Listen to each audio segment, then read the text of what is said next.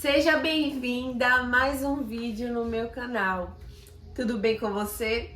Meu nome é Keveline Moreira e esse é o meu primeiro vídeo de Diário de Tentante. Antes de mais nada, eu gostaria de pedir para você se inscreva nesse canal. Deixe seu like nesse vídeo porque isso ajuda muito o YouTube a entender que você gosta desse tipo de conteúdo e vai entregar para mais pessoas.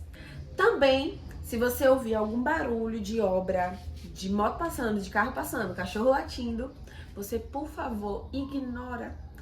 Mas continua aqui nesse vídeo comigo, porque você vai entender um pouco sobre o meu diagnóstico e como isso impacta, na minha vida e na minha fertilidade. Mas não somente na minha, mas na vida de outras mulheres também. Porque, afinal, a síndrome de ovário policístico é uma condição que acomete muitas mulheres em todo o mundo. Então, vamos para mais um vídeo e entender um pouco sobre isso. Bom, amiga, eu tive o meu diagnóstico de síndrome de ovário policístico quando eu tinha 16 anos de idade. Desde muito nova, eu sempre fui muito atrasada, digamos assim. A respeito mesmo do meu desenvolvimento feminino mesmo. Então eu demorei muito para começar a ter sinais de mama. Eu demorei muito para menstruar. A faixa, né, a faixa normal, natural das meninas da minha época era menstruar ali entre os 11, 13 anos, 14, era assim, o máximo. Algumas meninas mais precoces menstruavam até com 9 anos na minha época. Não sei como é que tá hoje em dia. Mas assim, isso foi criando uma preocupação em meus pais. Então minha mãe marcou ali, né, uma consulta com o ginecologista minha, eu ainda sendo adolescente. E aí, com 14 anos foi a minha primeira consulta. Eu ainda não havia menstruado. E fizemos todos os exames e a ginecologista disse que em breve eu teria a primeira menstruação, porque meu útero, meu endométrio estava bem gordinho, né? Não tinha assim sinais tão anormais a não ser isso, né? E batata, quando foi um pouco de tempo depois, eu menstruei. Só que foi só essa menstruação. Então, tipo assim, eu fiquei depois mais de 1 ano e meio sem menstruar. Ou seja, era anormal. Então aquilo foi criando um alerta, né? E a partir desse momento, todos os anos eu ia ao ginecologista. E aí, quando eu tinha 15 anos de idade, foi com 15 anos, não foi com 16. Quando eu tinha 15 anos de idade, nós fizemos novos exames e lá constatou que eu estava com microcistos nos ovários. Na época, a síndrome de ovário policístico não era tão assim conhecida pelos médicos. Conhecida era, mas não era tão aprofundada. Então, naquele momento, a médica disse que eu poderia ter sim a síndrome de ovário policístico, já que eu não estava menstruando e nos meus exames de imagem deu que tinha lá microcistos. Aí, ok, recebi esse diagnóstico e ela começou a fazer o tratamento em mim com anticoncepcional, do mais fraquinho, daquele de adolescente mesmo. E aí eu comecei a fazer o uso pra ver se eu voltava a menstruar e não voltei. Fiquei esse 1 ano e meio praticamente sem menstruar. E com 16 anos eu tive a minha segunda menstruação. E foi muito pontual mesmo, eu lembro das datas inclusive. Então assim, tive essa minha primeira menstruação, aí completou o ciclo normal, aí no outro mês eu tive de novo, só que no outro mês foi super, hiper, mega horrível, porque a menstruação não parava mais, então eu tive sangramento por praticamente 1 ano, sangrando direto, sem parar. Né, porque eu estudava ainda, então assim, era ensino médio, né? Era terrível, porque era muito desconfortável, muito constrangedor, Graças a Deus, Deus me deu amigos maravilhosos que sempre me ajudaram, né? Sabiam da minha condição e sempre me ajudaram muito. Então, algum momento que tinha algum constrangimento ali, né, a respeito da menstruação, meus amigos me ajudavam. Eu ia para casa, a escola me liberava. Foi um momento da minha vida que eu fiquei assim muito frágil, né? Porque perdendo sangue ali direto. Menstruar normalmente já é ruim. Imagine menstruar meses e meses e meses seguidos, quase um ano menstruando uma adolescente. Então eu tive muitas deficiências de vitaminas essenciais. Eu não era nada saudável mais por conta dessa hemorragia. Eu me sentia como a mulher do fluxo de sangue. Meu Deus! Mas eu estou contando isso pra você, para que você entenda um pouco como começou de fato a gente realmente fechar esse diagnóstico. Mesmo tomando anticoncepcional, a menstruação não parava de jeito nenhum. Então, assim, foi uma fase difícil aí na minha vida, mas que, graças a Deus, passou. Só que, quando passou de vez também. Não vinha mais menstruação. Não vinha mais. Então, eu fiquei aí, de novo, um longo período sem menstruar. Então, toda a minha trajetória foi marcada por isso. Ou eu ficava muito tempo sem menstruada, ou eu ficava muito tempo, sem menstruar. Eu fiquei muitos anos sem menstruar. E sempre irregular. Então, começamos a fazer o tratamento com o anticoncepcional mais forte, que é o mais conhecido aí, né, pela maioria, o Diane 35. Então eu comecei a fazer o uso dele. E aí começou a regular um pouco mais, né, o meu ciclo. Só que eu percebia muitos efeitos colaterais aos 18 anos.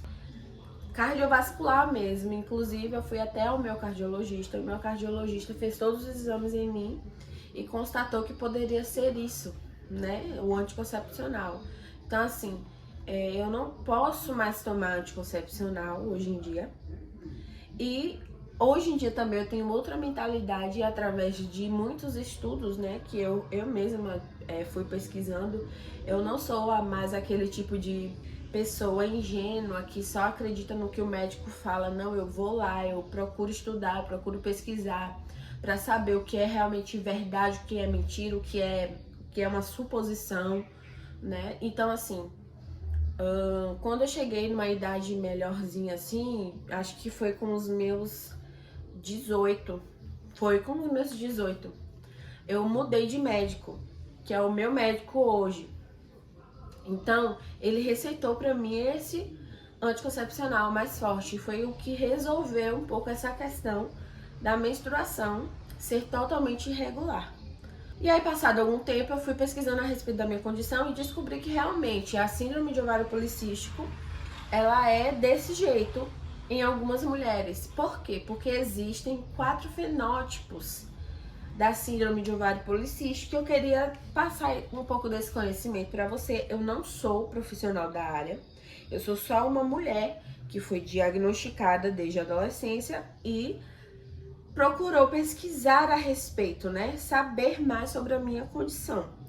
É sempre importante que você procure o seu ginecologista, um ginecologista de confiança mesmo, um profissional qualificado, para que você venha tirar todas as suas dúvidas e fazer todos os seus exames completos para que você venha realmente chegar a um diagnóstico ou não, tá bom? Isso tudo aqui é só conhecimento que eu estou passando para você, tá bom? E eu gostaria de deixar você também informada a respeito. O primeiro fenótipo é o A. Fenótipo A é o clássico completo. Apresenta hiperandrogenismo. O que é hiperandrogenismo, Kevin? São sintomas hormonais mais provenientes dos hormônios masculinos. Ou seja, quando a testosterona fica muito alta no corpo feminino. Isso não é normal, né? E pela testosterona alta, existe os outros fatores que vêm depois, secundários. Excesso de pelo, excesso de oleosidade na pele, excesso de acne. Todas essas condições vêm do hiperandrogenismo. A anovulação, o que é anovulação? É literalmente não ovular. A mulher que tem o fenótipo A da síndrome de ovário policístico, ela não ovula. E os ovários com aspecto policístico, que foi o que o meu exame de imagem constatou lá, que os meus ovários estavam com microcistos. Hoje a gente sabe que são os folículos, né? Os folículos presos, não são cistos, digamos assim. Por isso que eles dizem aspecto policístico. Por isso. Mas vamos lá. Esse fenótipo A, ele é, assim, digamos, o mais perigoso. Por quê? Porque ele é o fenótipo mais comum e tem o maior risco metabólico. O que é o risco metabólico? As doenças metabólicas, ou seja, diabetes mellitus, a obesidade, o excesso de pelos, de acne, as alterações de humor. E também a infertilidade, tem maior propensão à infertilidade.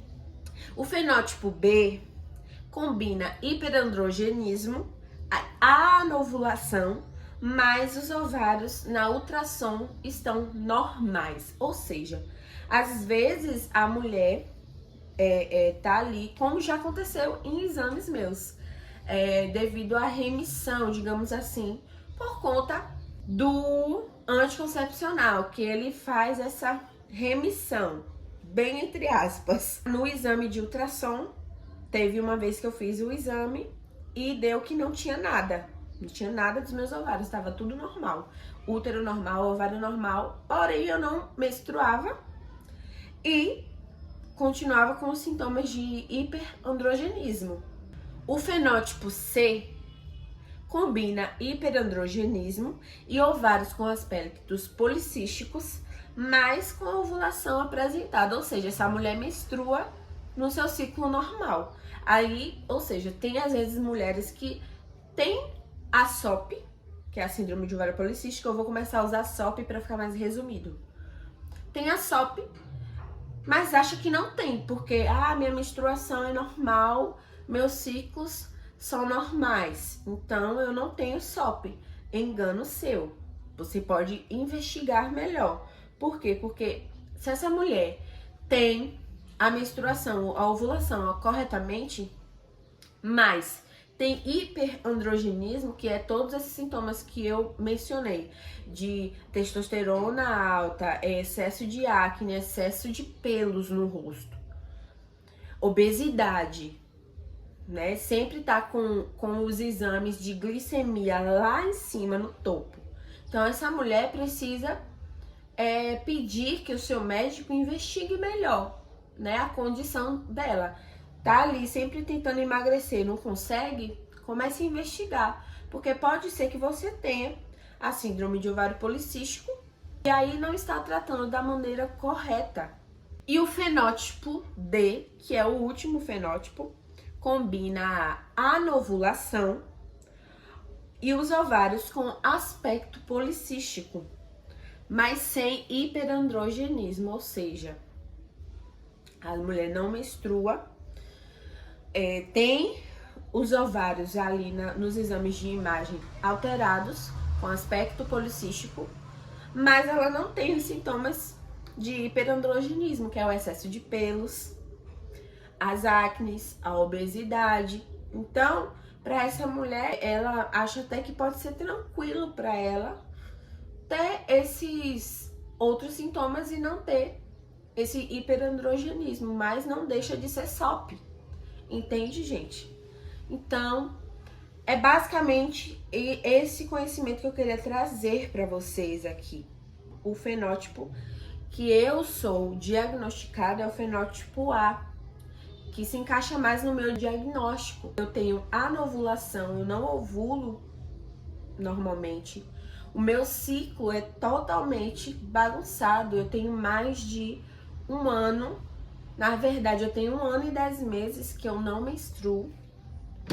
E para muitas mulheres isso é uau, maravilhoso. Mas na minha opinião, para mim, eu não sei nem dizer o que é bom ou o que é ruim.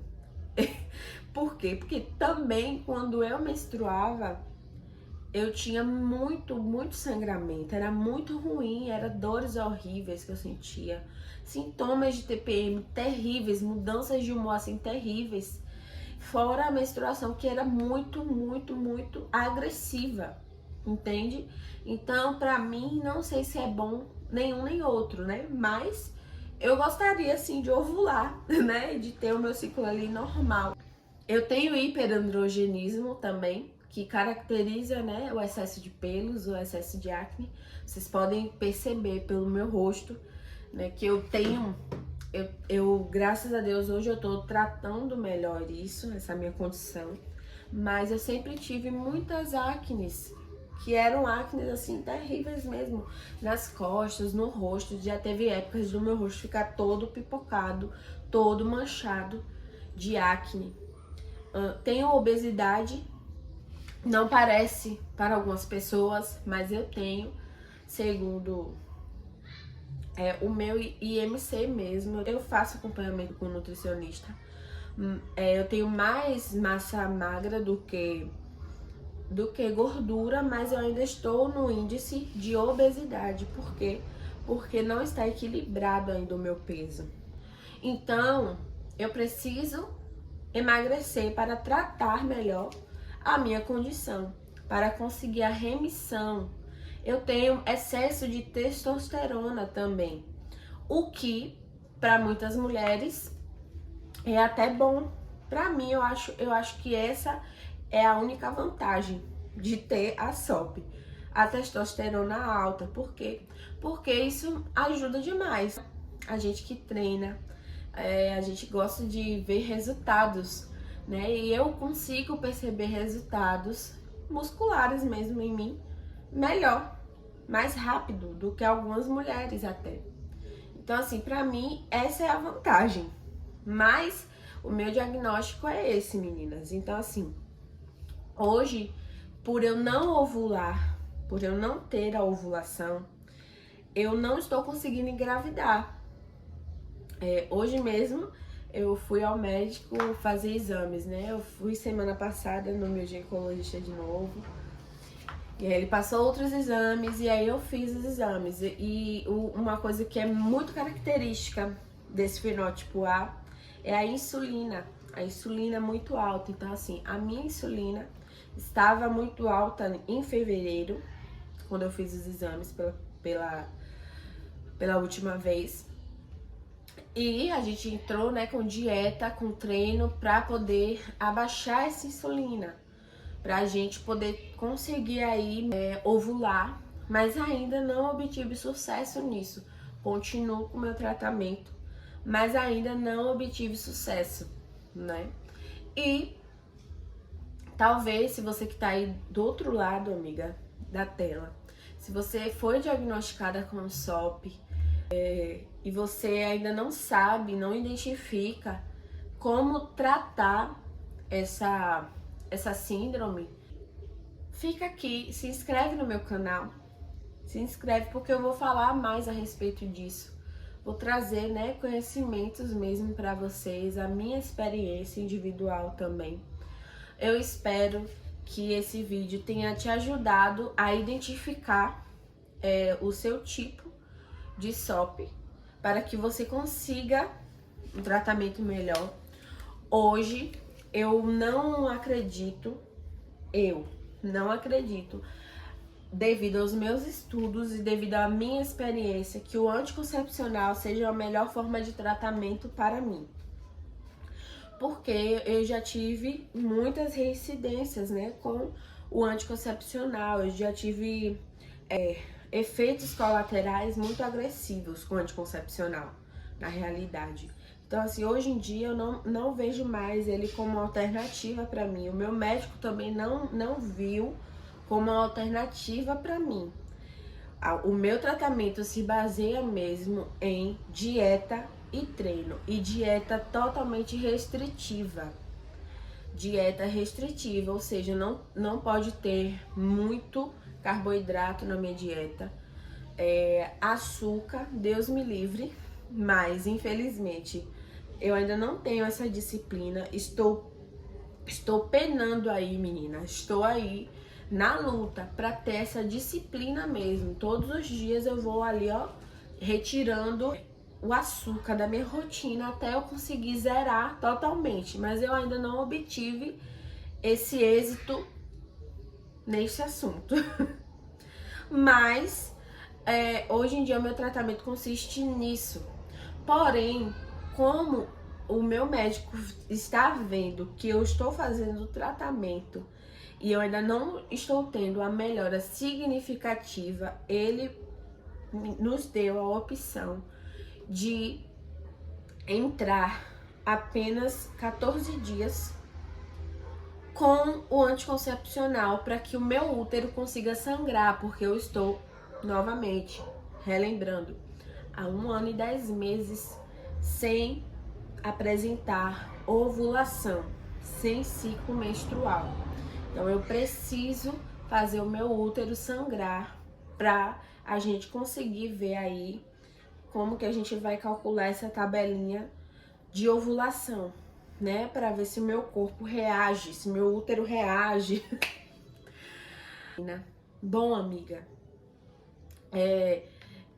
eu estou feliz, assim, porque eu não sou uma tentante que está sofrendo a cada não, a cada negativo. Eu não estou assim, porque eu tenho a plena convicção de que tudo é no tempo de Deus. Que sim, se eu sei da condição que eu tenho, eu preciso procurar tratar, eu preciso fazer a minha parte. Mas eu sei que quem dá filhos pra gente é Deus, é o Senhor. Então, eu não estou desesperada ou triste por cada não. Sendo bem sincera pra vocês, houveram apenas 2 vezes, que foi uma vez há um tempinho, e hoje que eu fiquei um pouco triste com o negativo, e aí vem aqueles pensamentos de meu Deus, será que ainda não tá perto? Será que ainda não vai ser dessa vez? Não vai ser esse ano, meu Deus? Porque afinal de contas já tem 1 ano e 10 meses que nós estamos tentando engravidar.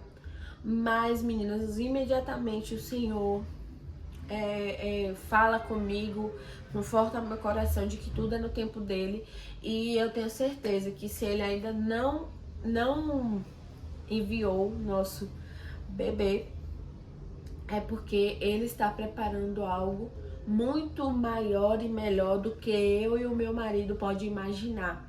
E mais do que isso, ele está nos preparando, está preparando nosso coração, a nossa mente, nossa vida para realmente receber essa criança. Então, amiga, o que eu tenho para dizer para você, se você caiu nesse vídeo aqui, você é tentante também, eu te digo, eu sei que parece que às vezes é impossível, mas acredite, para Deus nada é impossível.